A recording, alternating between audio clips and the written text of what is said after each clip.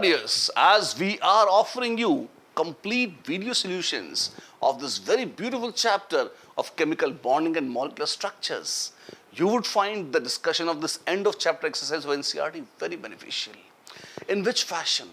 Actually, you would find that each question has been discussed along with the concepts involved in the theory. They are not merely dumb solutions. Dumb solutions are plentifully found across all the various platforms on internet. If we just repeat that, that is no fun. So we have made comments on wherever the data is debatable, wherever concepts are involved, we have explained them, we have highlighted them, and we have always tried to add theory in such a way that it becomes a very enriching experience for you. So I have a belief that you will have great benefit if you take a look at these and consult these solutions on Vyas certification platform. Actually, for your convenience, we are presenting them in two formats. Which ones? One is a combined format. That means it's a huge video, a chunk of a video, which gives you, right from question number 1 to question number 40, all the questions back to back. And don't forget, timestamps are there. But don't be afraid that, oh my God, this is a 3-hour video. No, there are timestamps. You can actually click on those timestamps and directly go to the question which you wish to talk about. But still, in case you want to see them separately, independent separate videos are also uploaded on the NEET channel of Vyas certification. So for independent videos, you could go to the NEET channel. The link is given below. Click on that. Else, this also is great. Both the ways, it's yours. Use it to the best. Share it. Don't forget to share it with your friends. Inform them on all social media platforms. And of course, like this, subscribe this, and this is the minimum you can do. So do this. God bless you. Enjoy the solutions. And the question says, arrange the bonds in increasing ionic character in the molecules. और अपने को कई सारे molecules दिए हैं. हमारे पास है LiF K2O. Then we have lovely nitrogen N2, SO2 and ClF3. There are 5 molecules and we are supposed to arrange them in the increasing order of ionic character.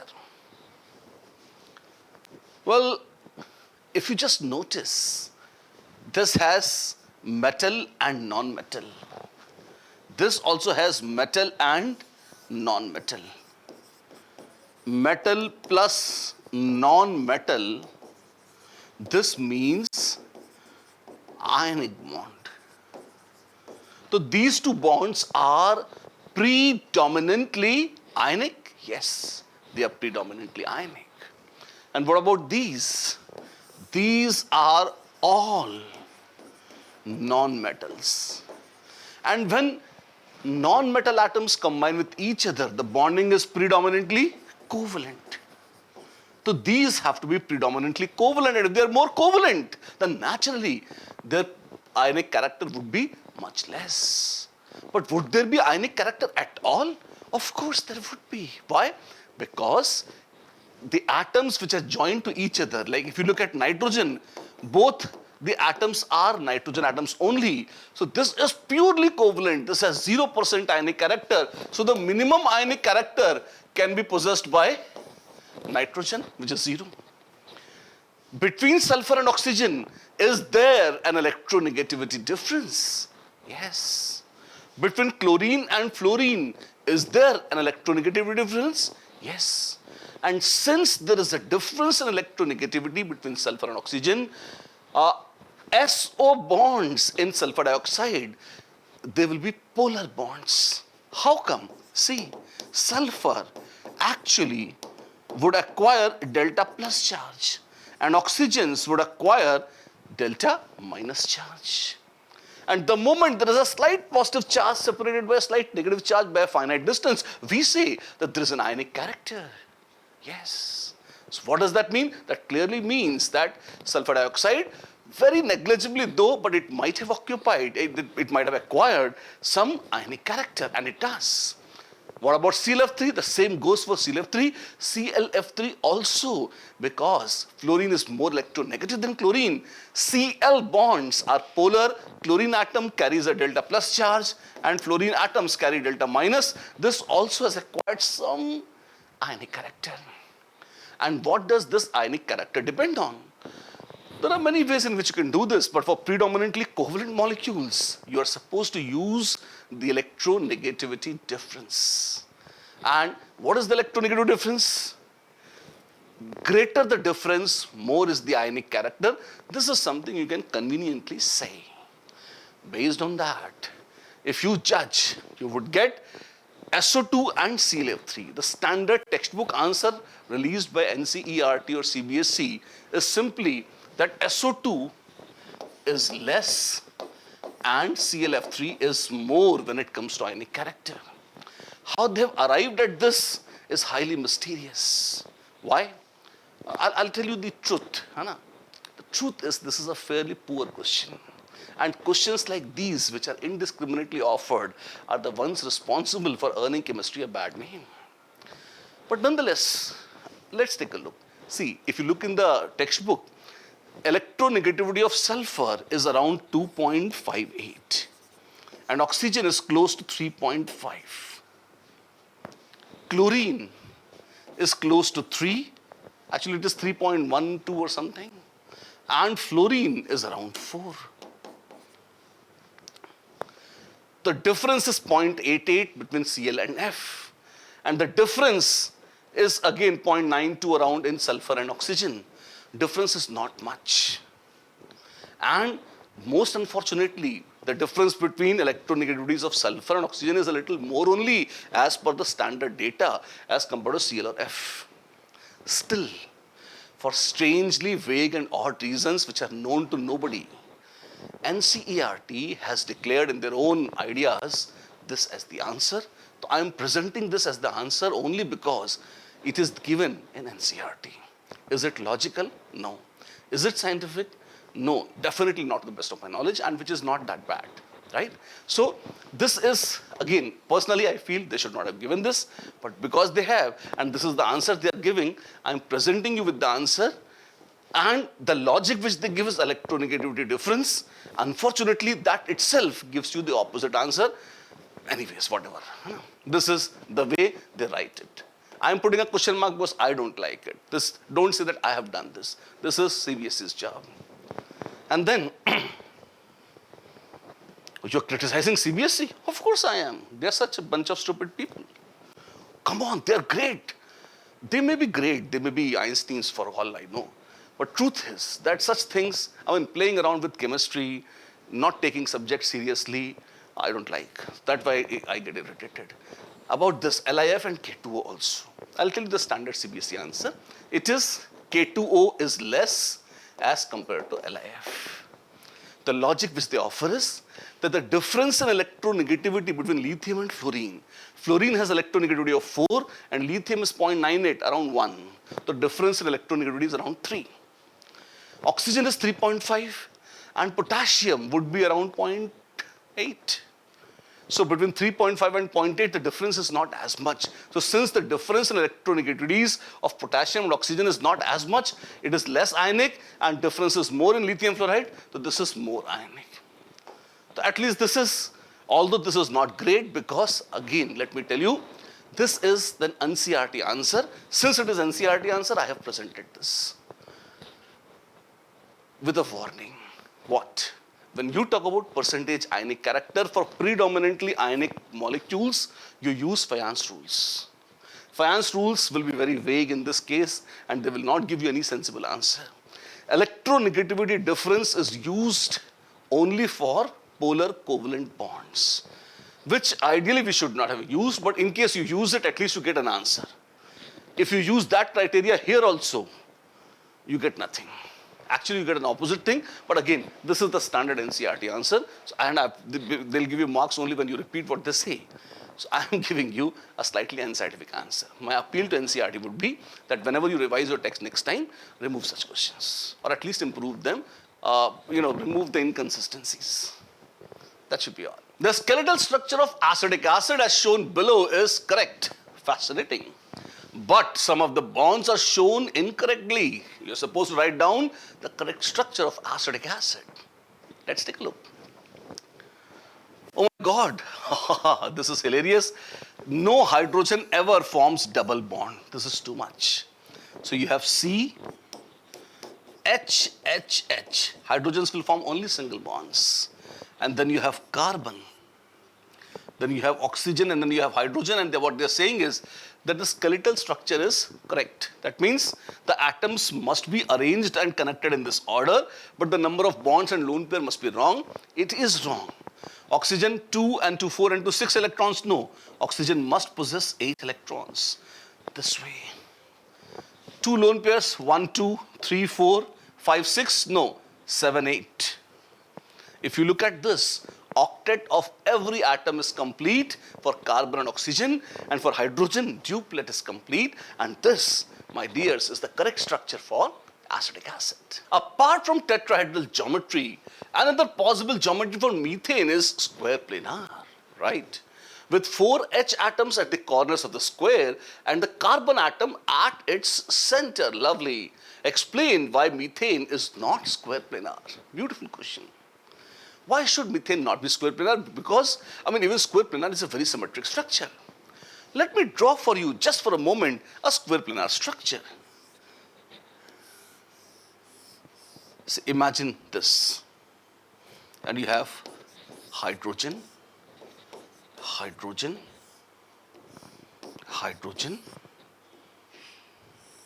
and hydrogen like this, right?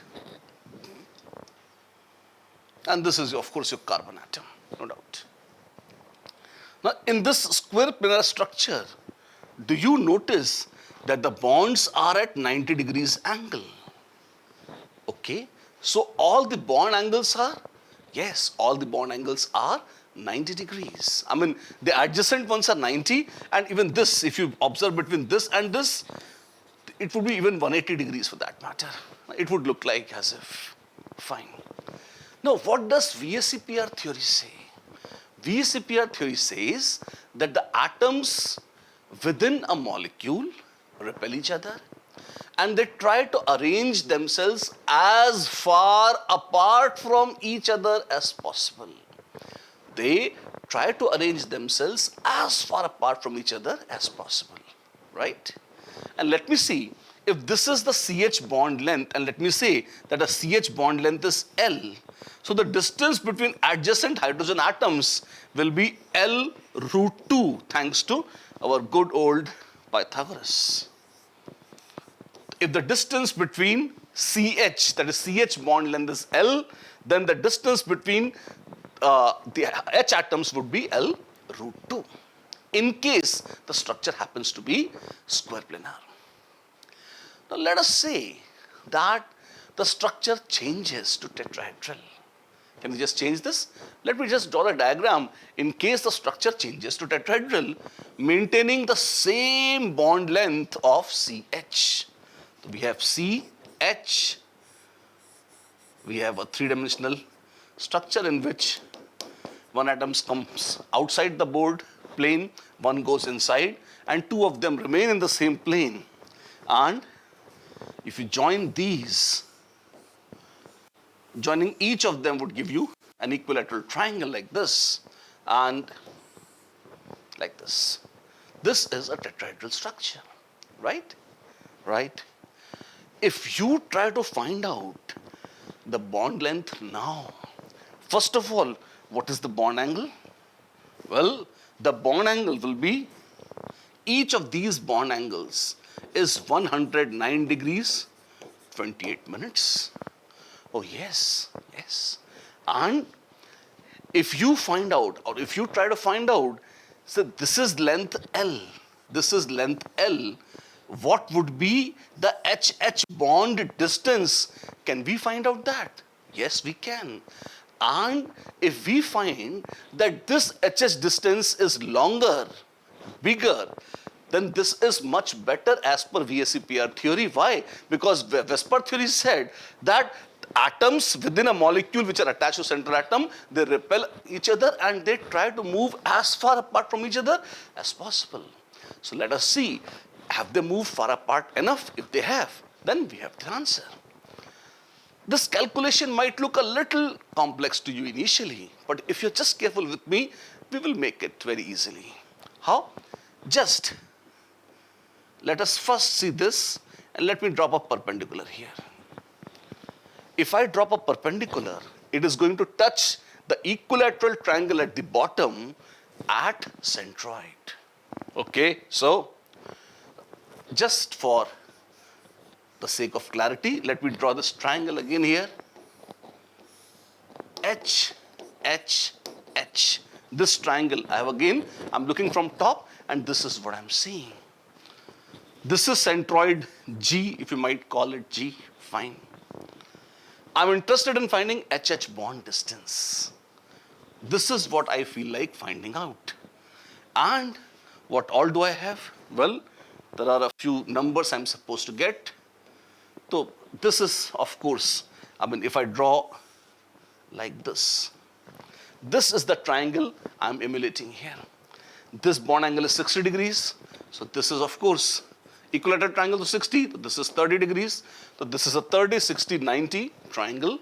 Yes. Okay, fine. But what are you trying to do? I am just trying to find out this distance. If I find out this distance, I'll double it and I will get the entire HH bond length. But you might say that I don't know this or this distance either.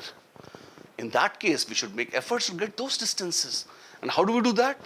We will look at this triangle also. This is getting complicated. Well, this is what NCERT demands. The true answer will be when we derive this. But we want an easy answer. So you just skip the derivation and take the final answer. You can also do that if you just want to do it in a shortcut. But I'm trying to explain it fully. So what I'm going to do is H. This is H, this is G, and this is H. This is where I had my carbon atom C. And this GH is the distance. This GH is the distance I am very keen to find. Right? GH. How would I do that? This distance is HH. Yes. This is 90 degrees angle. Yes. Do I know anything about this so that I can find out this?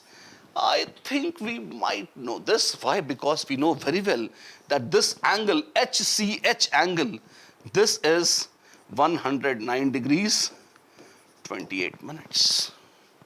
Let's do the calculations. Just a little patience and we'll get there. See, this CH distance, say this is L, this is what we said. So this is also L. And let me tell you the result for a tetrahedron. In a tetrahedron, if you are sitting at the very center of tetrahedron, then this line, this entire line, it will be divided in the ratio 3:1 by this carbon atom. This is the property we are borrowing from geometry.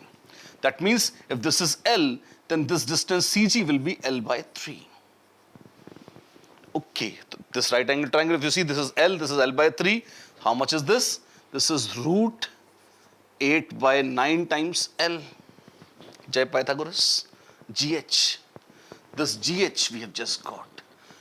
And cos 30, which is root 3 by 2, which is equal to this distance. Let us call this distance D. Then D upon GH. And GH is L root 8 by root 3 is actually, sorry, root of 9 would be 3. I'll just use 3 here.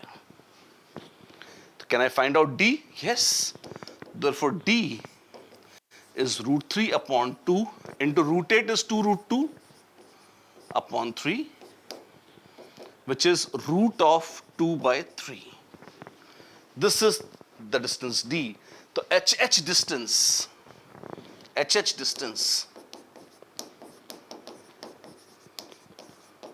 is L root 2 upon root 3 into 2. I'll write it again. L into root 2 upon root 3 into 2, like this. Why? Because this is half.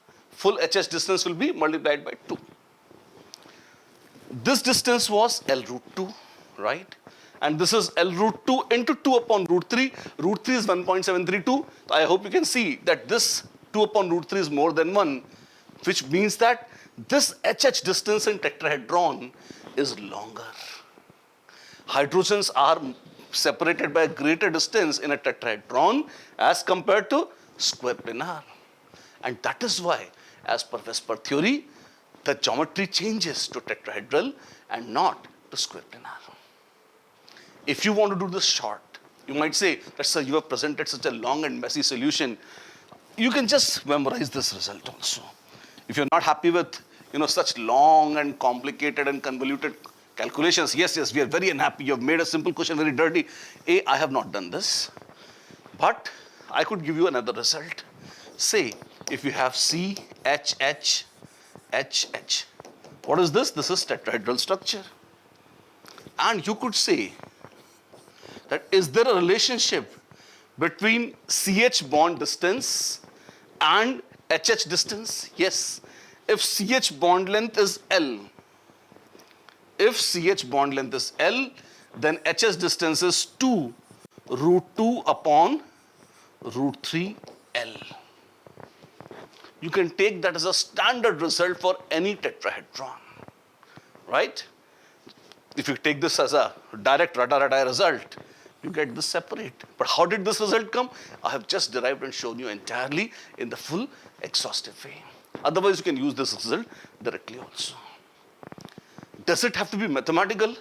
This is a very beautiful and accurate solution to this problem.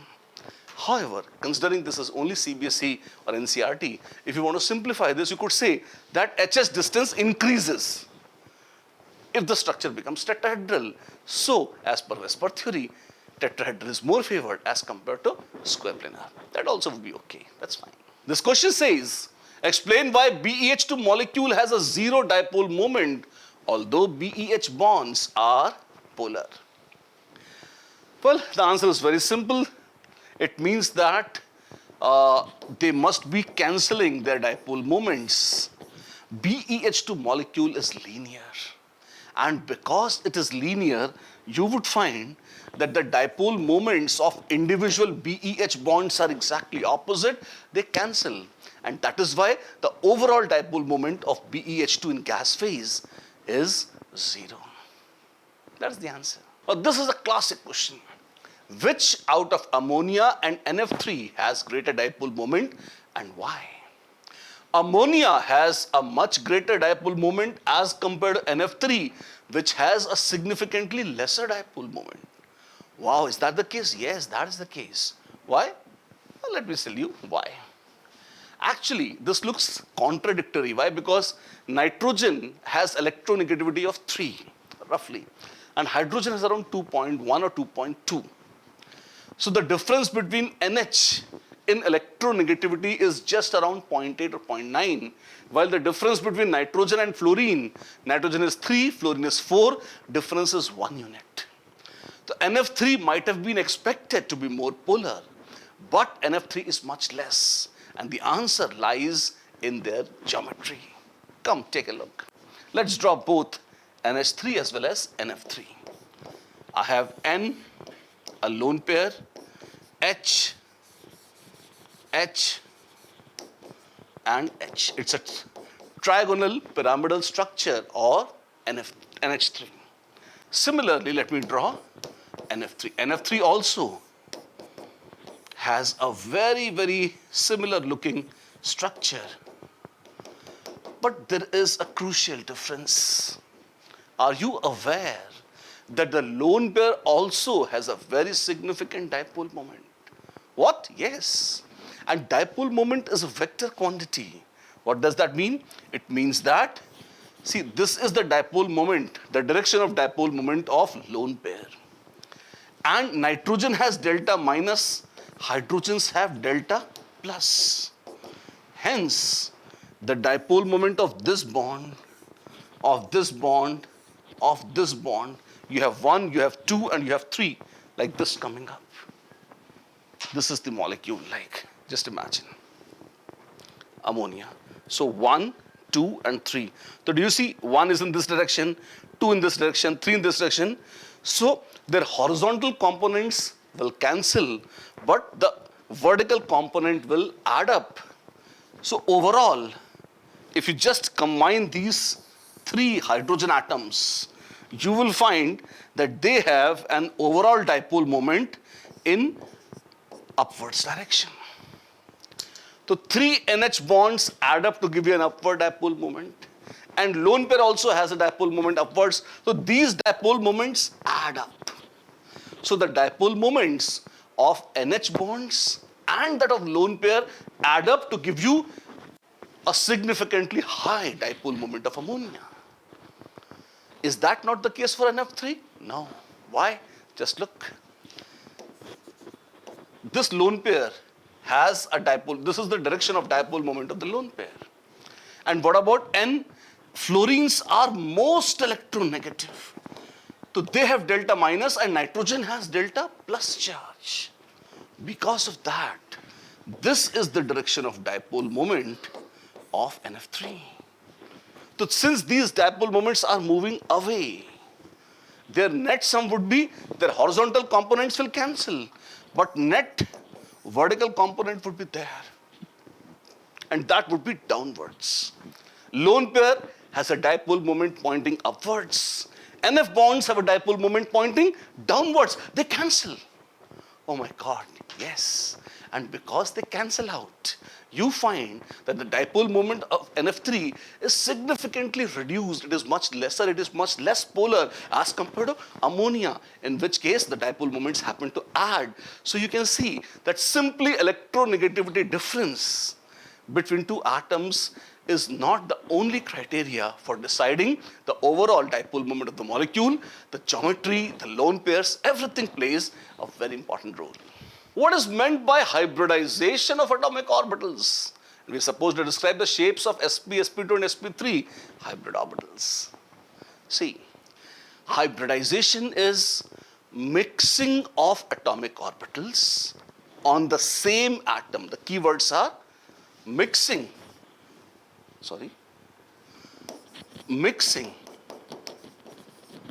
of atomic orbitals on the same atom, comma, having same or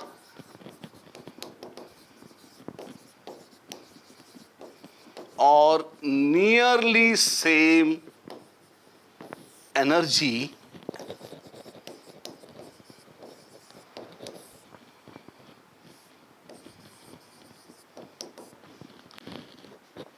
two different orbitals which have very different energies can't mix.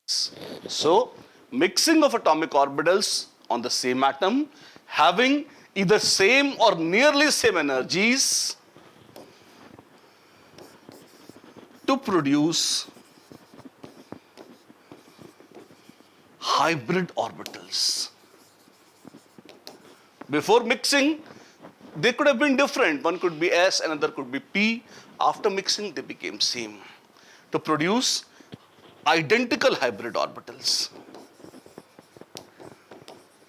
Identical hybrid orbitals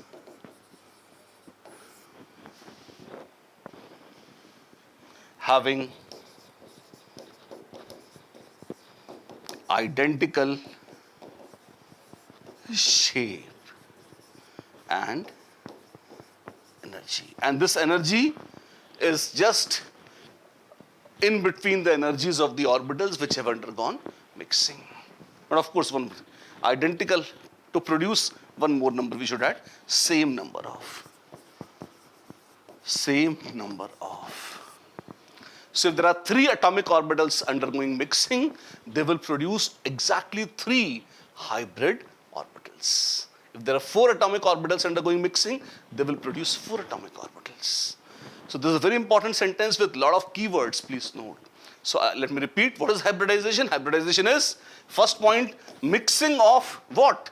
Atomic orbitals. And where are they? They are on the same atom, which have same or nearly same energies, okay, to produce same number of identical hybrid orbitals having identical shape and energy. There are 8 keywords in this single sentence of definition of hybridization, and each of them is unforgettable, indispensable, and very important. Do make sure that you don't eat away any part of it. This is hybridization. Then we are supposed to talk about the shapes of sp, sp2 and sp3. Let's take a look. Also watch, if we have p orbitals, px, py and pz, well, they might be alike, but then see, this is px, py, pz, all mutually perpendicular orbitals, and s orbital is spherical in shape. Hybridization is when s and px mix. See, it is sp hybrid orbital, which is formed by mixing of one s and one p orbital. One s and two p orbitals. If you try to mix them, this is s, and within this you can see two p orbitals, px and py, and when we say let them mix, and you see as they begin to mix, you get three different orbitals. Orient them properly, and as you mix them, this is 1, 2 and 3 sp2 orbitals. What is this? Oh wow, we have sp3 by very similar logic. All three p orbitals along with one s, they will give you 4 sp3 hybrid orbitals like this. Those of you who may feel that, oh my God, that was a fantastic animation, but then how do I draw this on my own?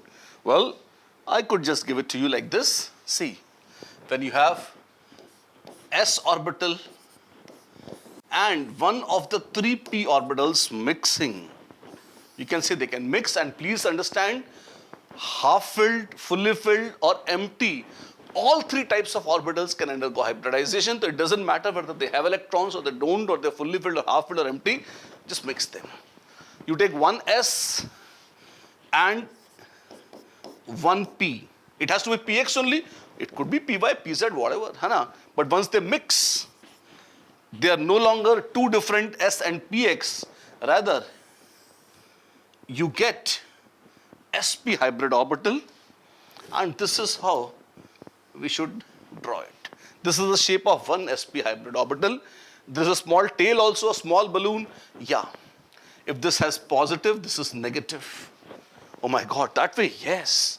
In a similar fashion, you also have the second sp. You get two sp hybrid orbitals. Initially, I did show you the shape of one sp hybrid orbitals, one orbital, and now that you have mixed s and p, two, so you have two hybrid orbitals, and they are what? They are sp hybrid orbitals. This is how actually you sketch them or draw them, right? If you want to be very accurate, although this is totally sufficient for NCERT, but in case you want to be more accurate, I can tell you that the accurate shape of a hybrid orbital is like more or less like this. It is more or less like a mushroom. I mean, this way. I mean, this is when my hand was not so dexterous. So this looks better. It has like this portion is symmetric to this portion. That way. This is more accurately the shape of a hybrid orbital. It is not like p orbitals. But since it is difficult to draw, people approximate that this is just draw like this, and it is sufficient. This, my dear, is how you draw hybrid orbitals. In case you are wondering what about sp2 and sp3, it is exactly similar. I'll show it to you. S and 2p, s and all the 3p orbitals. If you take this, you get sp2. If you take all, you get sp3. 1s and 3p will give you 4 sp3 orbitals. You will get 3 sp2 orbitals like this. And what is the geometry like? Well, this is the way people make them. I'll draw them more cleanly, like this.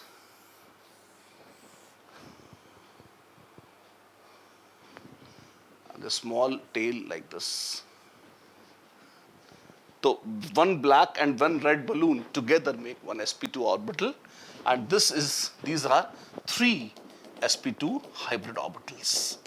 They are always at the corner of an equilateral triangle, and that is why the geometry associated with sp2 hybridization is trigonal planar. What about sp3? I'll show you that also. Can I erase this? I believe yes, I can. If you take this 4 case of sp3, what you get is, you have 1, I'll just draw lines for reference. You have 2, you have 3, and you have 4. Now please remember, it's a 3-dimensional structure, so this becomes a bit difficult to draw.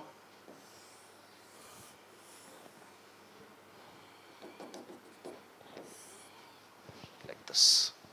These are Sp3 hybrid orbitals. Don't they have tails? Yes, they have those chotu tails like this. Right? The geometry which is associated with Sp3 hybridization is tetrahedral, and the bond angle which you get is 109 degrees, 28 minutes. Oh my God, we have to memorize that? Yes, we do need to do that. That's it. Describe the change in hybridization, if any, of aluminium atom in the following reaction. Well, AlCl3 is reacting with Cl- to form AlCl4-. That's very plain actually. How? If you draw the structure of AlCl3, it is sweet and beautiful like this. Steric number is 3. So hybridization of aluminium atom is sp2 in this case. Okay? And what happens when it forms AlCl4-? Well, if you draw AlCl4- like this is the structure of AlCl4-. Not just the Lewis dot dash structure, also the geometrical structure also have drawn. And if you care, the hybridization of aluminium has now changed to sp3. Is there a change? Yes, of course. It changes from sp2 to sp3, and geometry also changes from trigonal planar to tetrahedral. And a very classic question. Is there any change in hybridization of boron and nitrogen atoms as a result of the following reaction? And they have given a reaction. You have BF3. Fabulous. In this case, if you care to notice, boron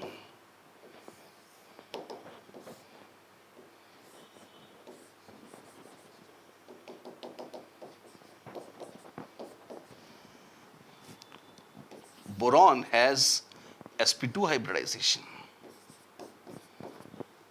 And what about nitrogen? Nitrogen has sp3 hybridization. BF3, boron is sp2 trigonal planar, nitrogen is already sp3 trigonal pyramidal with a lone pair. And when they react, what happens in the reaction? What happens is this lone pair gets donated to boron. Oh wow, this is a Lewis acid-based reaction? Yes.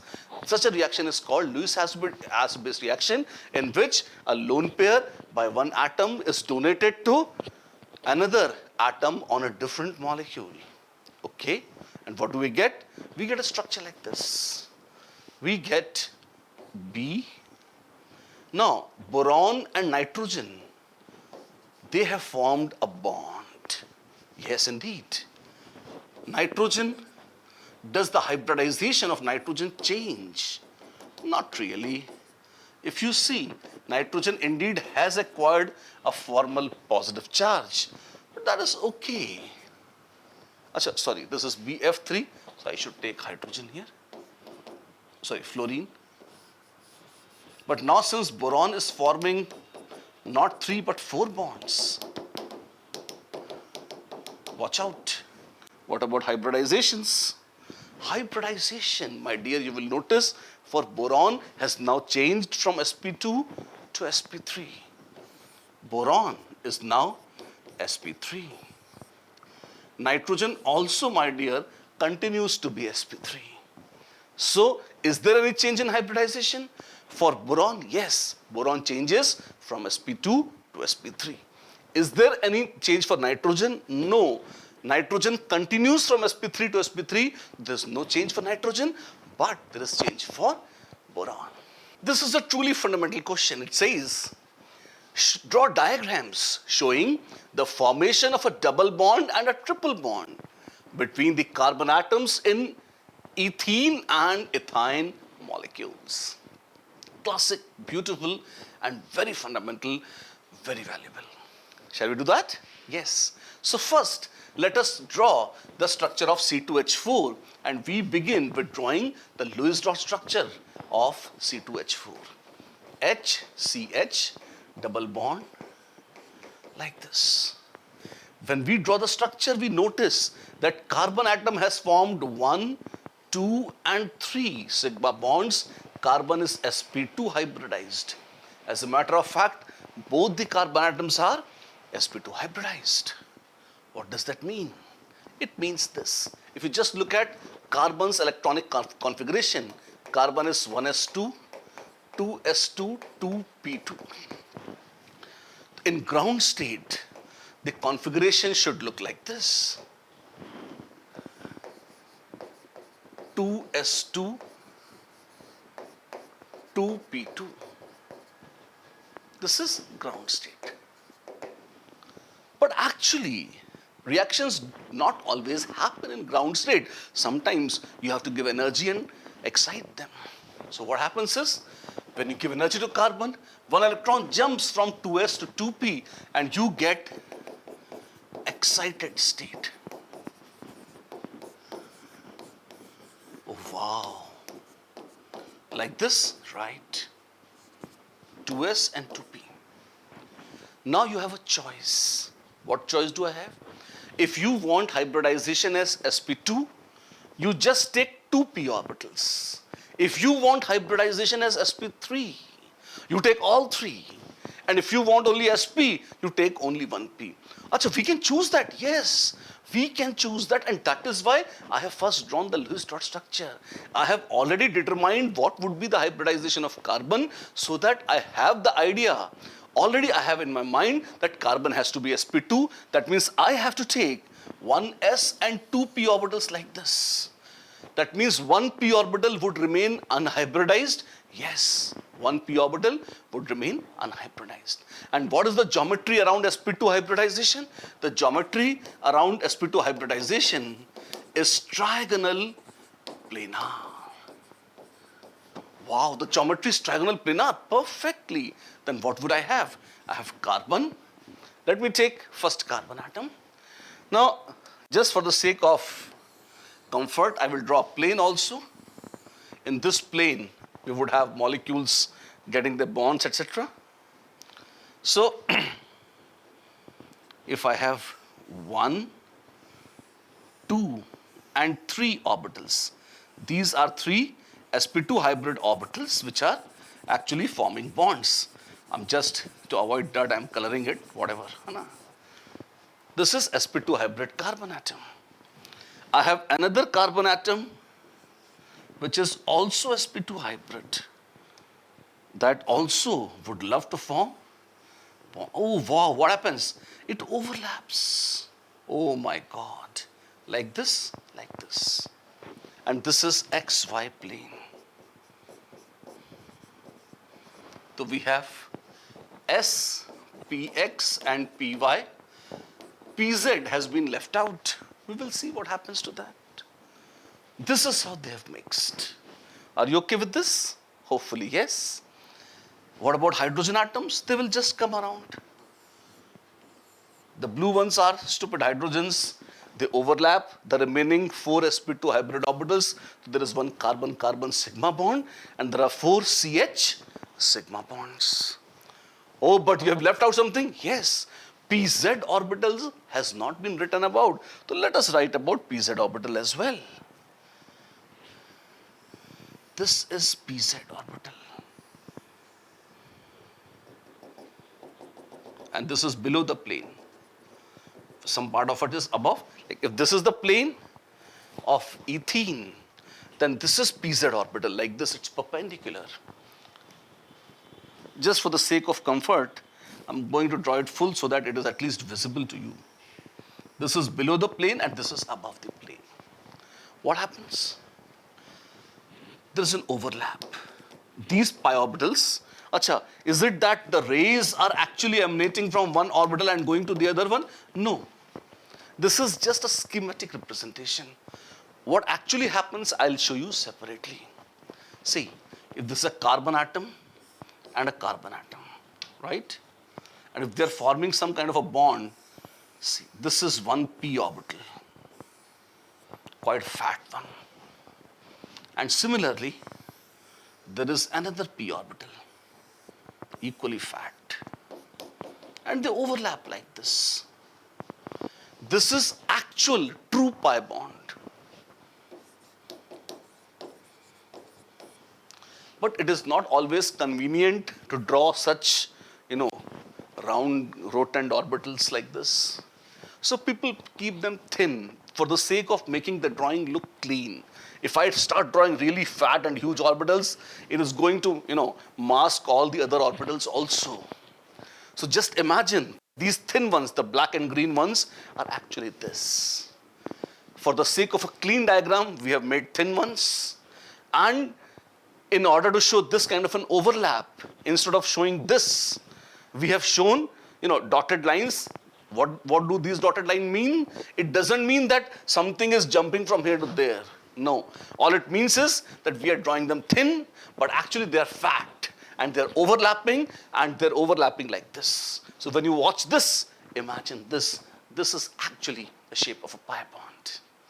Yeah, orbitals which are overlapping to give you a pi bond, that would be more accurate. This is the diagram showing the formation of a double bond in ethene. What about ethane? We'll come to ethane. But first, take down ethene. Now let's take ethane. If you draw the Lewis dot structure of ethane, it is HC triple bond CH. Both the carbons are sp hybridized. And as I suggested by drawing the electronic orbital diagram for carbon, if you draw the excited state, I have already drawn ground state before. If you draw the excited state, this is how you will show sp. That means S and Px are involved. Py and Pz have been left out. They are not hybridized. That means they'll form a pi bond? Yes, they will form a pi bond. How exactly? Let's take a look. If you have a carbon atom like this, and sp hybrid orbitals like this, they overlap. You have second sp hybrid orbital. See, this carbon, if you're confused, it has 1 and it has 2. The second carbon has 1 and it has 2. So there are 2 sp hybrid orbitals on each carbon atom, and since there are 2 carbon atoms, you have 2 plus 2, 4 sp hybrid orbitals. Middle ones have overlapped, and the terminal ones have overlapped with hydrogen atoms. The HCCH, this is the sigma structure, as you can see. But there's a pi structure also, yes. This is x-axis. If this is y and this is z-axis, watch the fun. Let me first draw the coordinate axis. Say if this is y-axis. If you have blue orbitals, the blue colored ones are the PYs. I hope they are visible happily and nicely. I'm also coloring them and making them dirty and dark so that you can see them. Are they overlapping? Yes, they're overlapping. And we show overlap like this. It doesn't mean that again rays are emanating from one and falling into the other. It means that they're really fat ones, and because of their size themselves, they overlap simply. Just to keep them clean, we are keeping them thin, drawing them thin rather. This is PY overlapping with PY, one pi bond, and then there's PZ like this, outside and inside. And when they are orbitals like this, they overlap in this fashion. But since this is up in air and we can't draw in air, so we imagine this when we are drawing the z-axis. If green doesn't look good, I'll make it black.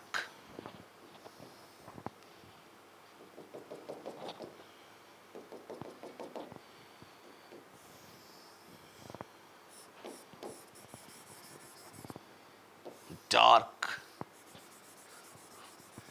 visible and black orbitals.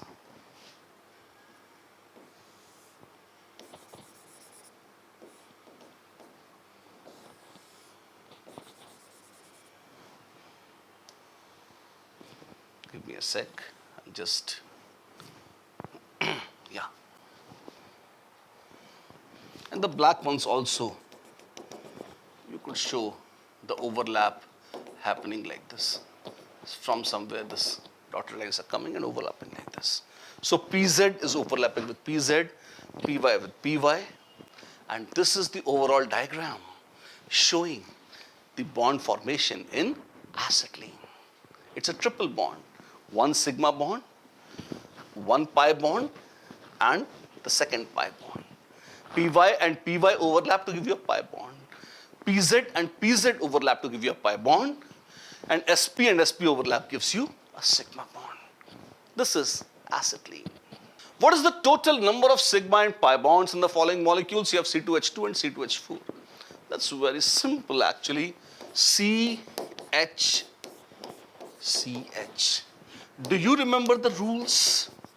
You don't know the rules? Let me repeat the rules for you.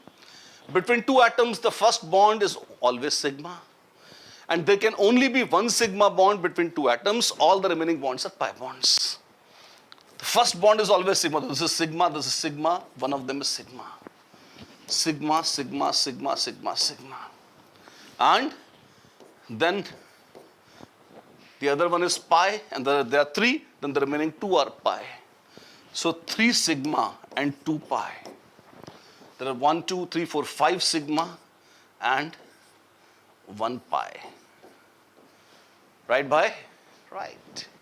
This is the answer. Considering x-axis as the internuclear axis, which of the following will not form a sigma bond and why? Now, this is a beautiful and a conceptual question. Why? Because it motivates you to visually imagine how exactly is a bond formed. Let's take a look. We are told that x-axis is the axis along which the orbitals are going to approach. And if you have s orbitals approaching along x-axis, actually x orbitals are round, spherical. They may approach along any axis, it doesn't matter. And do I get a sigma bond? Yes, I get a sigma bond. So, yes, it will form a sigma bond. Yeah. 1s and 2px. Let me check. 1s looks like this, and 2px, well, it looks like this. If they overlap, will they form a bond? Well, I dare say they very much will. Like this. So this is sigma sp overlap.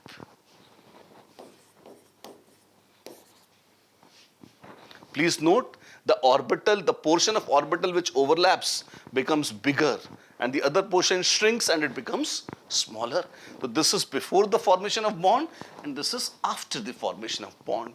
This is 1s and 2px. Now, is it forming a sigma bond? Yeah, very much. And then we have C option, 2py and 2py. Now, how do we judge this? Let's see. This is x-axis. So 2py is like this. And 2py is again like this. And if they're coming close and if they're overlapping, what do I get? I get, well, I actually get a pi bond. If you just see, I get a pi bond. You might feel that I have drawn p orbitals differently. Normally people don't draw them like this, but these are more accurate. X-axis is this. Otherwise, the way people draw it is this. They just draw flower petals, py and py, like this.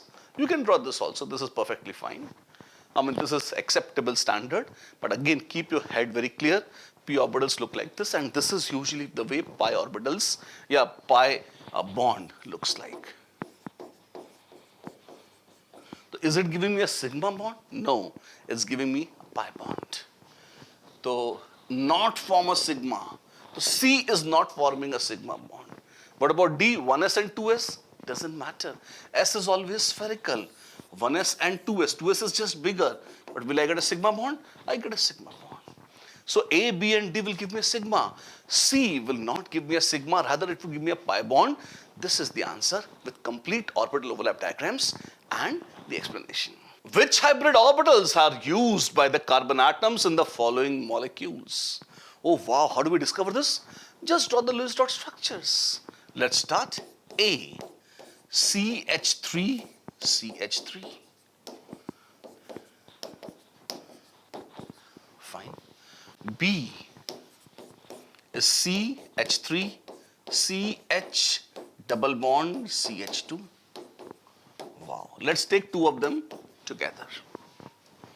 Hydrogens do not undergo any hybridization. So please don't touch hydrogens. You have 1, 2, 3, 4. 4 sigma bonds. That clearly means sp3. This carbon is sp3 and this carbon also is sp3. So sp3, sp3. Which ones? This is sp3 and this too is sp3. The second one, B, let's see. This is again 1, 2, 3, 4 sigma, sp3. 1 sigma, 2 sigma, 3 sigma. This is a pi bond. And please note, hybrid orbitals never form pi bonds. So they have 3 sigma bonds. This carbon is sp2 hybridized.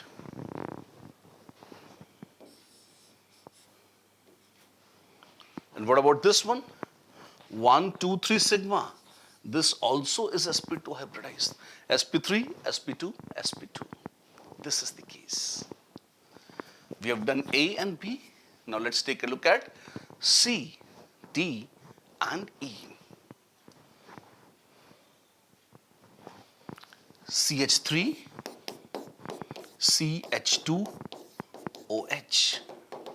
Fascinating. Please remember, don't involve hydrogens in any kind of hybridization.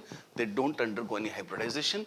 D is CH3, COH. They are very, very representative organic molecules, my dear, and this will be very useful in your organic chemistry. The useful exercise on the very easy one. E is CH3, COOH.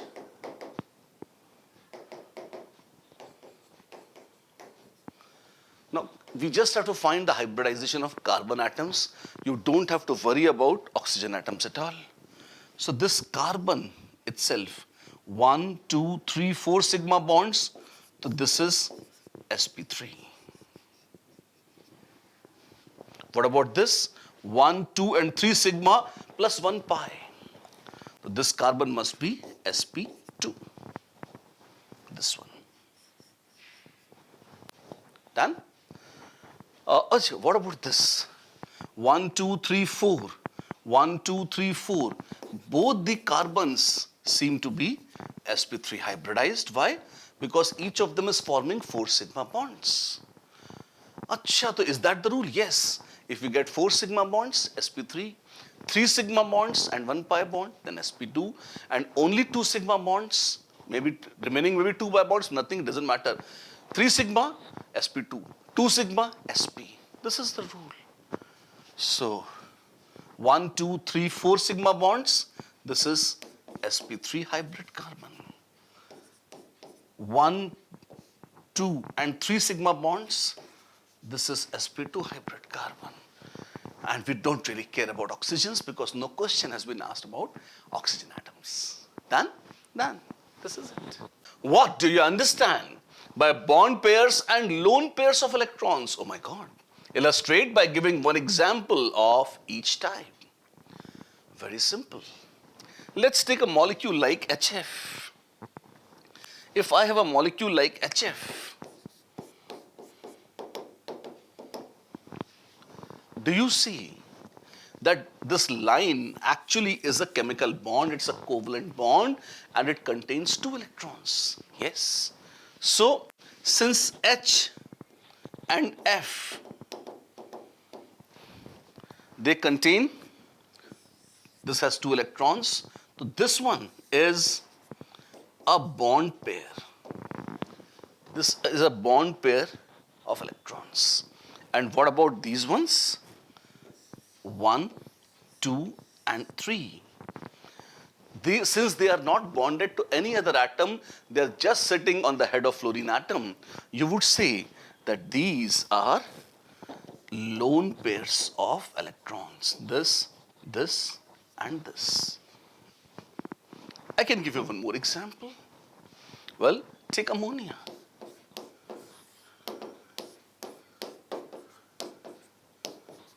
Or if you don't want the atoms to be so nicely, the bonds to be so nicely done, I could put hydrogen atom here, 1, 1, 1, and I could show overlaps like this, 1, 2, and 3. What are these? These are bonded pairs.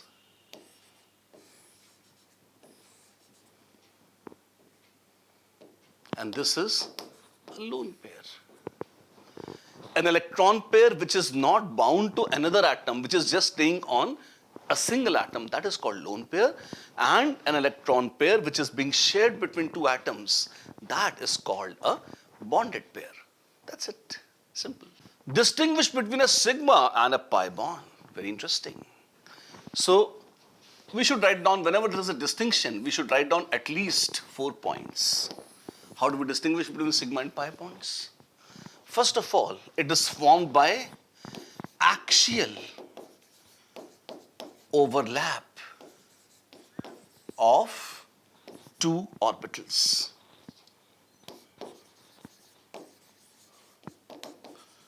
If two orbitals undergo overlap along the axis, then they give you a sigma bond.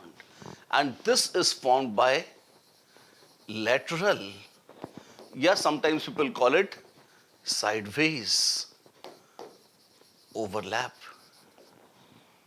of two orbitals. As a second point, you can just draw the diagram and show them. How exactly? See. If this is the line, if this is axis, this is axial overlap. And if this is the axis, this is the sideways or the lateral overlap. Can you see that? And let me point out, there are nuclei also. The red dots are the nuclei. Done? Done. Then, third point. There can be only one sigma bond between two atoms. Only one sigma bond is possible between two atoms. What about pi bonds? There could be 0 pi bond, there could be 1 pi bond, there could be 2 pi bonds also. So, 0, 1 or 2 pi bonds possible between two atoms.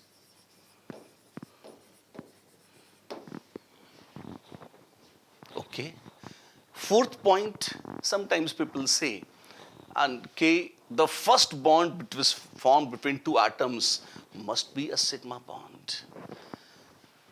Then, in distinction, you can say the first bond which is formed between two atoms cannot be a pi bond. It's a minor point, but if you wish, you can write this. Fourth, a very much better point is sigma bonds are stronger than pi bonds. And by contrast, pi bonds are weaker than corresponding sigma bonds. That is the fourth point. The fifth point I can tell you. I can also tell you a very solid sixth point. What is that? Just look at the line joining the two nuclei. Can you see that? Yes. The probability of finding the shared electron cloud is maximum along the line joining the two nuclei, more fashionably called internuclear axis. So the probability of finding the shared electron cloud is maximum along internuclear axis in a sigma bond. In a pi bond, the probability of finding the shared electron cloud is how much? It is 0 along internuclear axis. Please see, this is the nodal plane. there is zero probability of finding electrons here. So in between, there is at this point there is zero probability.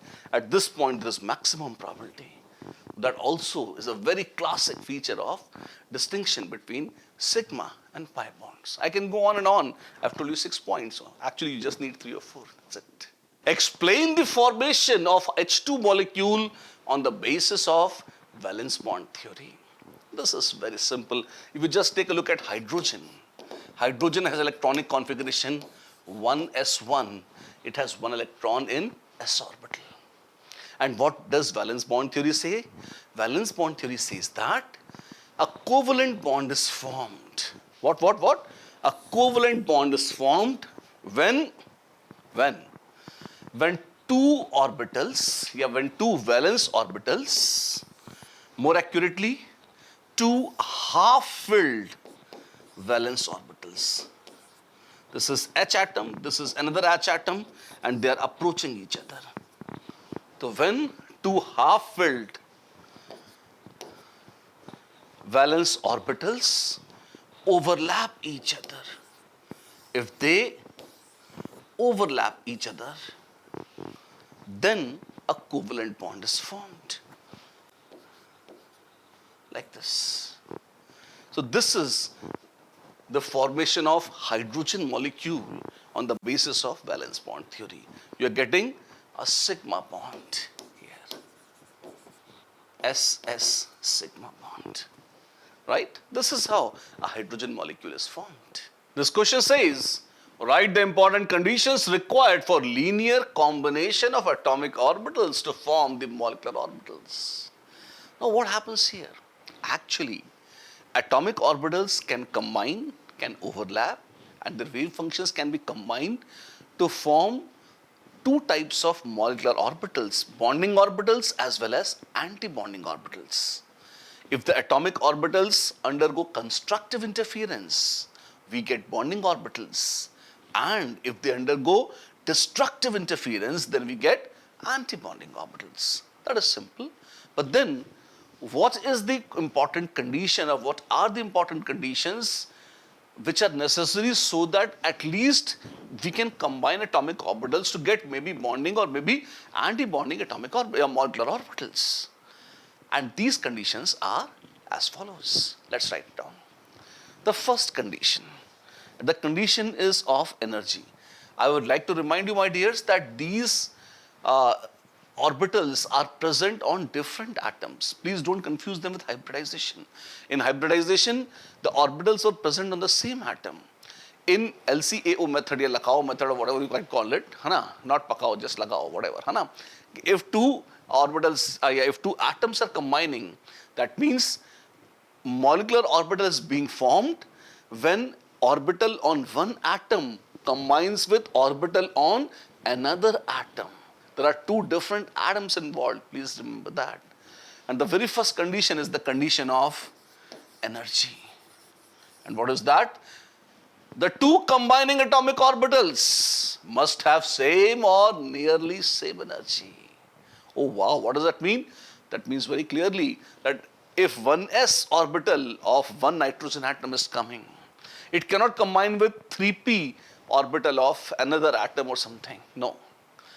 The combining atoms, atoms are combining fine, but the orbitals which are combining, the atomic orbitals which are combining to form a molecular orbital, they must have same or nearly same energy. You can neglect all other orbitals even though they are present, we don't care.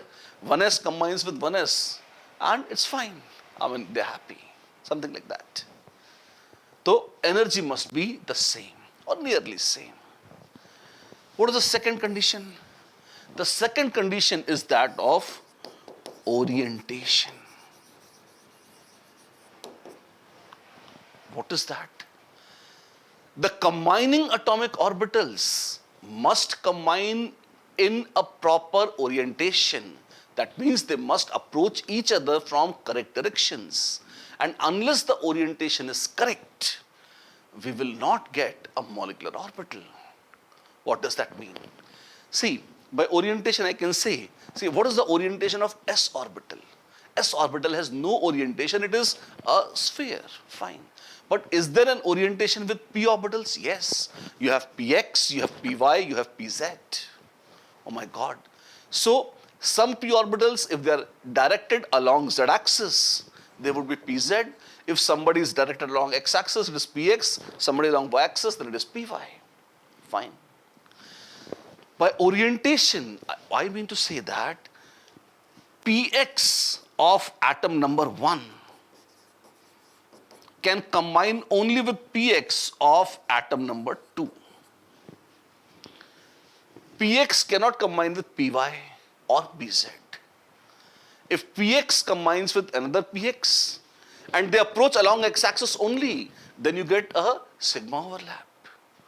If they approach along any other axis, y or z, you get a pi overlap. But in order to get a molecular orbital, it is very necessary that px will interact only with px, not with py or pz. In a similar fashion, py will form an MO only with py, and pz would form an MO only with pz. So orientation of the orbital is very important. Only orbitals having similar orientations will combine to form MO, even though they may have same energy. The third point is a minor point. It says that the overlap must be proper. The overlap must be proper. Okay, what does that mean? Means there should be a significant overlap of the atomic orbitals so that they can combine with MOs. If the orbitals are too far away and if they cannot come close and if they cannot overlap effectively, they will not combine and they will not give you any molecular orbital. Actually, if orientation and energy conditions are met, overlap normally becomes proper only and an MO is formed. But it is just a warning and an essential one that overlap has to be proper. That's it. These are the three fundamental conditions in LCAO method of combining atomic orbitals to get molecular orbitals. Use the molecular orbital theory to explain why the Be2 molecule does not exist. This is the question. Well, let us look at beryllium. Beryllium contains electronic configuration is 1s2, 2s2. It contains 4 electrons. So Be2 would contain 8 electrons. And can I write down the electronic configuration? Yes. Sigma 1s2, sigma star 1s2, sigma 2s2, sigma star 2s2. This would be the electronic configuration of diberyllium. And if I find out bond order, which is number of electrons in bonding orbitals minus anti-bonding orbitals upon 2. The bond order comes out to be 0. What is that? If the bond order is 0, it means there is no bond. And that is why diberyllium Be2 does not exist, because the number of electrons in bonding and anti-bonding orbitals is same and they cancel out and there is no bond. The question says compare the relative stability of the following species and indicate their magnetic properties. Fine. And when we are studying bonding, we should assume that when they are talking about stability, this is a defect of NCERT, because actually stability can have a much more vivid meaning. But in this case, they are just talking with respect to strength of bond between two atoms. Honestly, they should have specified it, but as they are NCERT and they are free to do whatever they wish, science or not. This is with respect to only the bond strength and nothing else. Okay. We are supposed to find O2, O2 plus, O2 minus and O2, 2 minus. Wow, lovely species. Can we write down their MO configuration? Yes, let's do that. First, let us write it down for O2. O2 contains how many electrons? 8 plus 8, 16 electrons. Sigma 1s2, sigma star 1s2, sigma 2s2 and sigma star 2s2. There go 8 electrons. Now you have sigma 2px, pi 2py, pi 2pz. 8, 9, 10, 11, 12, 13, 14. We have 14 electrons booked. And we just have 16 with O2. And what are the next orbitals? Next orbitals are pi 2y, 2py and pi 2pz.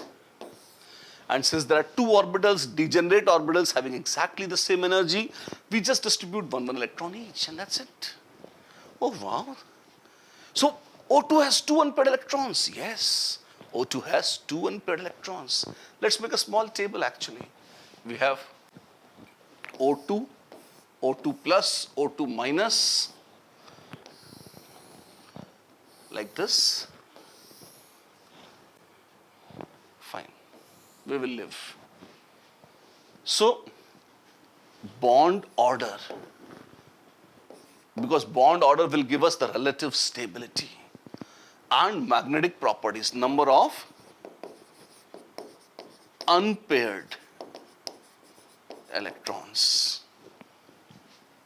If there are two unpaired electrons in O2 and bond order, how do we calculate bond order? Bond order is number of electrons in bonding orbital minus anti-bonding orbital by 2.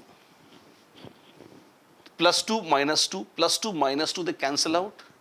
Plus 2, plus 2, plus 2. 2 plus 2, 4 plus 2, 6. Minus 1, minus 1. That is 4. What is this? I just did it orally. If you want, I can write it down. 2, 2, more 2, more 2. 2px plus 2, py, pz plus 4, minus plus 2. You solve this and you get 2. Okay, so the bond order of oxygen is 2. Yes, the bond order is 2 and it is paramagnetic. Oxygen is paramagnetic. Magnetic property, O2 is paramagnetic. That means it is weakly attracted by a magnetic field. Fine. What about O2 plus?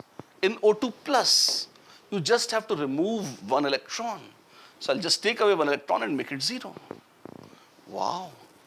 So this changes to 1 and this changes to 2.54. This is too good. Bond order has increased. Yes. Why? Because the electron which has been removed has been from outermost anti-bonding orbital. I'm sorry, this is pi star. This is pi star. I missed out on this. This is pi star by error. So, since these were anti-bonding orbitals, this is 2.5. It has increased. 2.5 and there is one unpaired electron.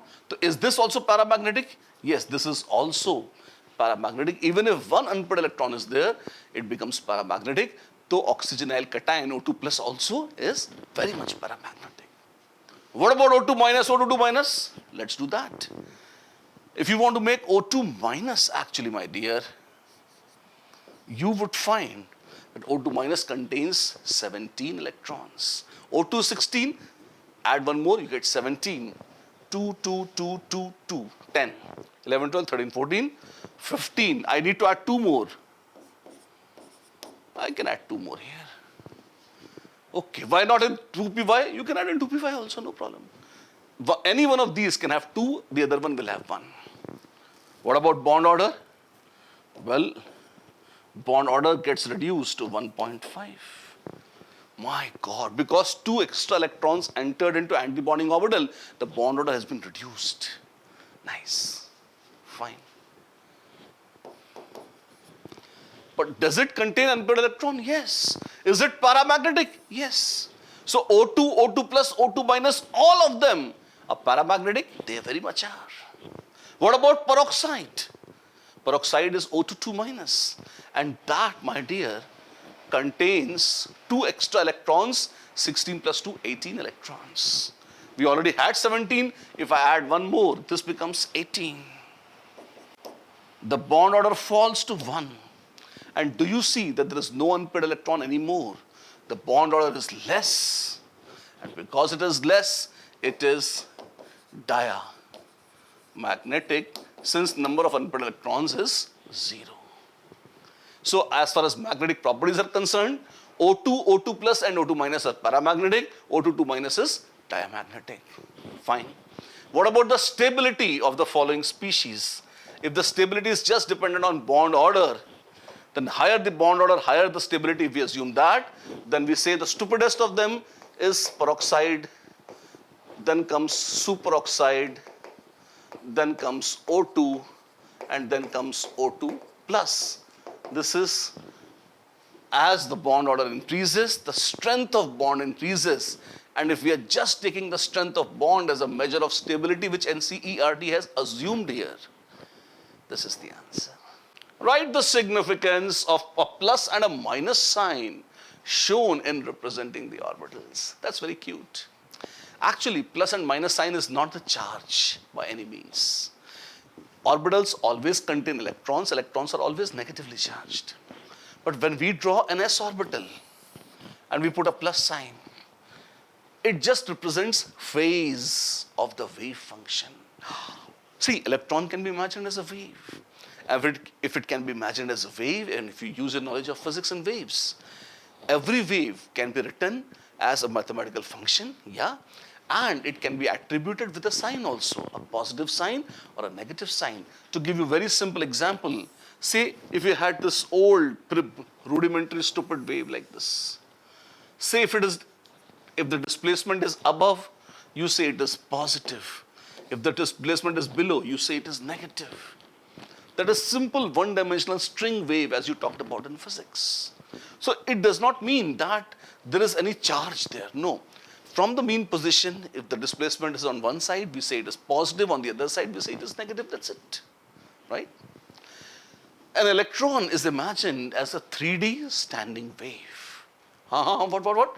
An electron is imagined as a 3D standing wave. Now this is actually a complicated statement. We will not imagine much. We will just take it as it is.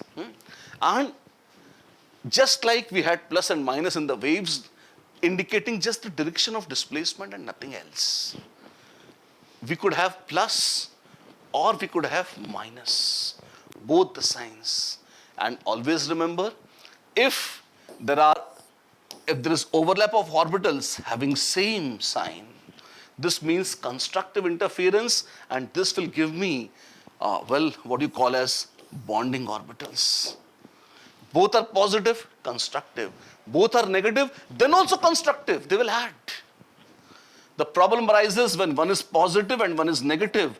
Then there is destructive interference, and then they cancel each other, and you get an anti-bonding orbital. Right? So, plus and minus signs are just the signs of wave function, and they have nothing to do with charges. I'll give you example from p orbitals also. And whenever you have a plus sign and a minus sign, always remember in between you will have a nodal plane where the probability of finding electron will be 0.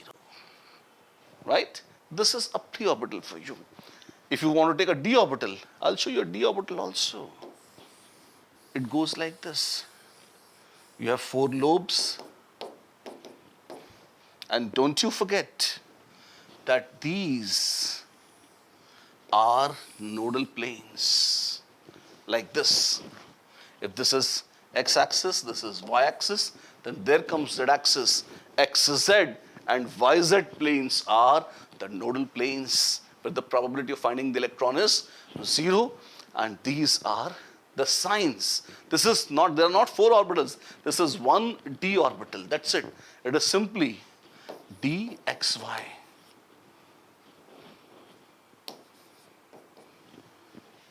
Right? So the sign of a wave function is reflected by plus and minus signs, and it does not stand for charge of electron. Electron always carries a minus charge only. Let's take this question. It says, describe the hybridization in case of PCl5. And why are the axial bonds longer as compared to the equatorial bonds? Fanciful. Let's take a look. Now, if you observe, first of all, PCl5, take phosphorus atom. It is neon, 3s2, 3p3. If you draw the box diagram, it is 2s2, tp3 like this. If you want PCl5,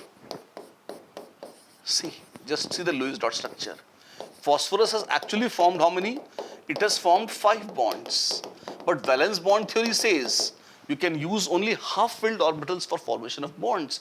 By this logic, this phosphorus atom in its ground state should be able to form only 3 bonds. But I can see that in PCl5 the number of bonds is 5. So there is only one possibility. And what is that? That this, although is the ground state electronic configuration, but there is also something which is called as an excited state. So let us take, and how do I get the idea? I get the idea by drawing Lewis dot structure. I drew the structure, I counted, phosphorus has found 5 bonds. And in this, with this electronic configuration, I could have got only 1, 2, 3 sigma bonds. How do I get 5? I'll make this jump here. Oh my God. So now I have 1, 2, 3, 4, 5 unpaired electrons, and they are the ones which are going to form 5 sigma bonds. And let me hybridize them. Why? So that they look alike. So I get Sp3 hybridization. One S, 3p and 1 d orbital undergo hybridization to give me Sp3d, 5 Sp3d orbitals of phosphorus. And each of these Sp3d hybrid orbitals overlaps with p orbital of chlorine atom, and they give me PCl5 like this. What about the geometry? The geometry is very lovely. You would discover that this looks like P, Cl, Cl, Cl, Cl and Cl. If you just join each of them, take a look. The red bonds are the ones which we call equatorial. And please note that they have a bond angle of 120 degrees each.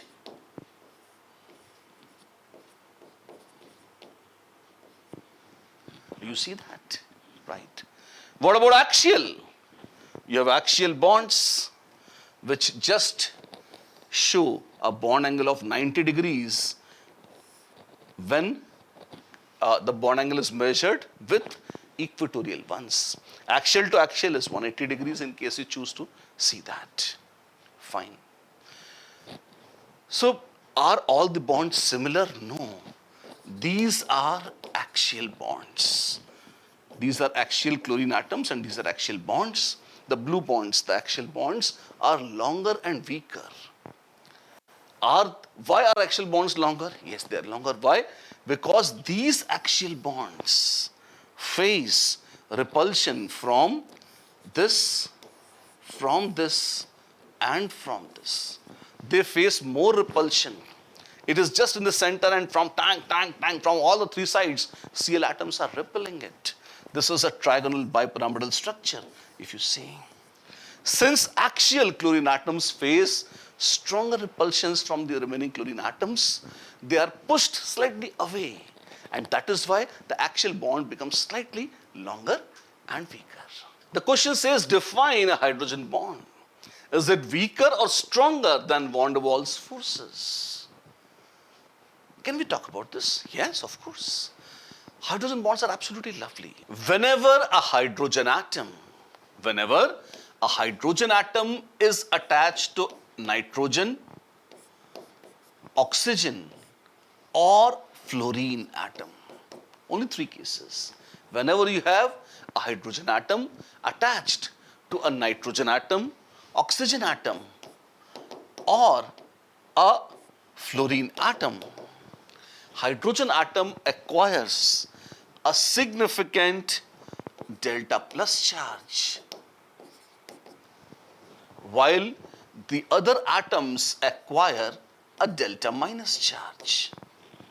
You can write this answer as it is, as I'm saying, right? Hydrogen bond represents the force of attraction. Hydrogen bond represents the electrostatic force of attraction between hydrogen atoms which carry delta plus charge. And please note, these hydrogen atoms are the ones which are attached to N, O or F, and the electrostatic force of attraction between these hydrogen atoms and N, O or F atoms having delta minus charge. So what is hydrogen bond? A hydrogen bond is the electrostatic force of attraction between two groups. कौन कौन से हैं?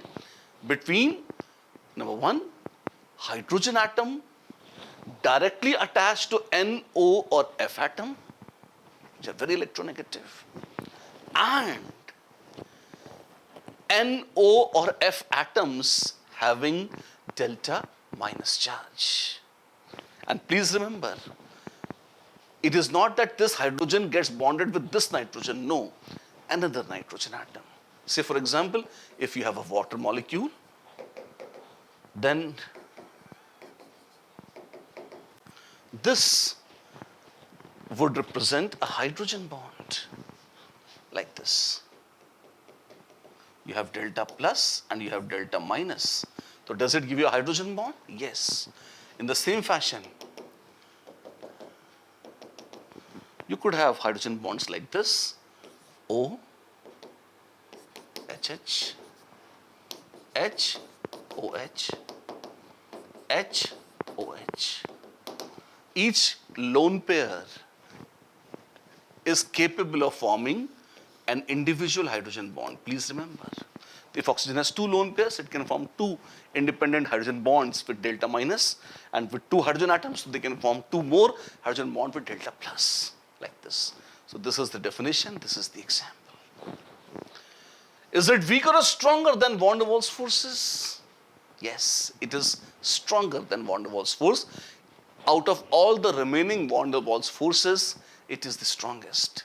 Hydrogen bond is typically weaker than a covalent bond, ionic bond, or a metallic bond, but it is stronger than the remaining van der Waals forces. What is meant by the term bond order?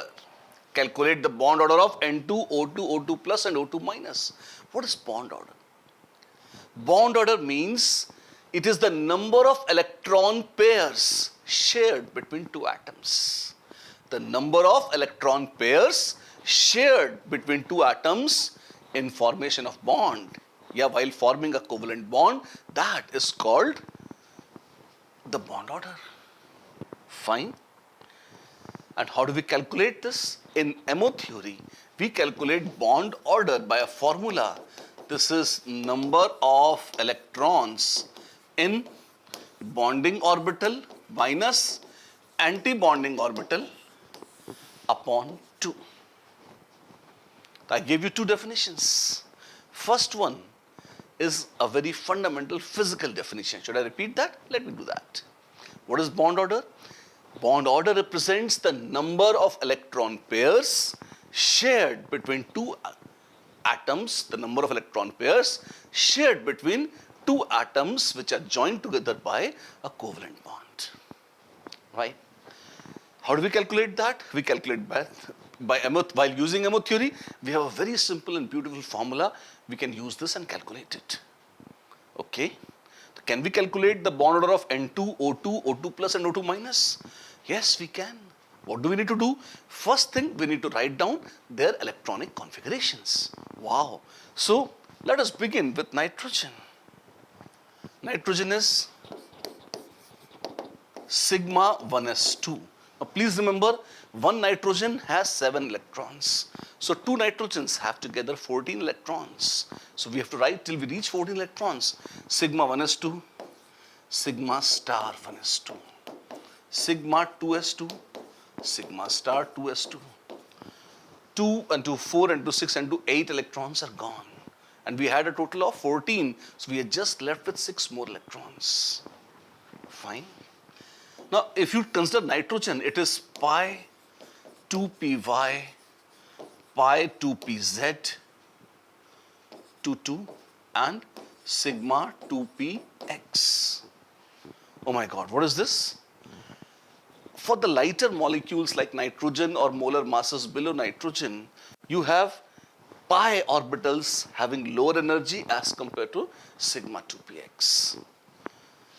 If you count 2 plus 2, 4 and 2, 6 and 8, 14 electrons, this is done. Okay. This is the MO configuration for N2. Yes, this is the MO configuration for N2. Using the formula, bond order is equal to number of electrons in bonding orbitals minus anti-bonding orbitals upon 2. This is 2 and this is 2. This is 2 and this is 2. So actually they will cancel. 2 plus 2 plus 2. How much is this? This comes out to be 3. Oh wow, the bond order of nitrogen is 3. Yes, which means that N2 has a triple bond. And indeed, by valence bond theory also we do see that N2 has a triple bond. It's consistent. This is the first part, N2. What about O2? Let me modify for O2. In case you happen to get O2, now please remember, O2 is a heavier molecule. So although initial MO configurations don't change, but this is the way it is written. Sigma 1s2, sigma star 1s2, sigma 2s2, sigma star 2s2, sigma 2px, pi 2py, pi 2pz, pi star 2py, pi star 2pz. Now please remember, O2 has 16 electrons. 8 till here, 9, 10, 11, 12, 13, 14. Now we just have 2 more electrons which need to be added, and these 2 electrons will be 1, 1 each. Oh my God. And that is why, because we have unpaired electrons, 2 unpaired electrons, oxygen is paramagnetic. It has 2 unpaired electrons, and this is the biggest triumph, initial triumph of MO theory. Valence bond theory could not predict unpaired electrons in O2, while MO theory very naturally, organically predicted it on its own. What about bond order? Plus 2, 2, 2, this is fine. 6, and this also you get. We get 2 electrons more in anti-bonding orbitals. Oh my God. So what happens? Well, the bond order gets reduced to a value of 2. So N2 has a bond order 3 and O2 has a bond order 2. That's it. We have 2 more. Yes, let's do them. Once you have written down O2, now it's very simple. Can we write down O2 plus? Yes. How? How do you change O2 to O2 plus? You remove 1 electron. You just remove 1 electron, right? So just take away 1 electron, make any one of them 0. Okay. So what happens? This changes. I'll change color to indicate this has changed. So bond order now changes to 2.5. Oh my God, it's a fractional bond order. That's okay. Don't make so much of a hue and cry about that. It is. That means when O2 will change to O2 plus, bond order will change from 2 to 2.5. Bond order will increase because electrons are being removed from an anti-bonding orbital. If electrons enter anti-bonding orbitals actually destroy the pre-existing bonds. So when an electron is lost, it's pretty good, and we get a stronger bond, which is highly welcome. So O2 plus has a bond order 2.5. How lovely. What about O2 minus? Now in that case, O2 minus has how many electrons? O2 itself had 8 plus 8, 16, and O2 minus means plus 1 more. You have 17 electrons. Can we try to fill in 17 electrons here? Let's try that. If we are trying for O2 minus, it would be 2 plus 2, 4, and 8, 9, 10, 11, 12, 13, 14. What about here? 15, 16, 17. You have put 2 electrons here. Why not 2 here? You can put 2 anywhere. One of these orbitals will have 2 electrons and the other one will have 1 electron. It doesn't matter which one has how many. That's it. One of them has 2, one of them has 1. What about the bond order? Well, this changes to 3. Oh my God. Then the bond order unfortunately drops down to 1.5. Because the new electron has entered the anti-bonding orbital, the bond order has been reduced, the bond length also will be correspondingly increased.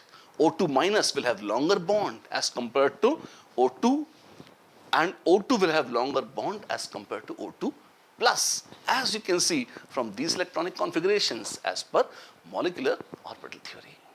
So dear students, this was the discussion of NCERT end of the chapter exercise of chemical bonding. I hope you have enjoyed this. You are welcome to offer your comments, and please don't forget, like the video, share it with your friends and subscribe our channel. Spread it as much as you can, because this is a video meant for the general benefit of all the students across the country. So take care.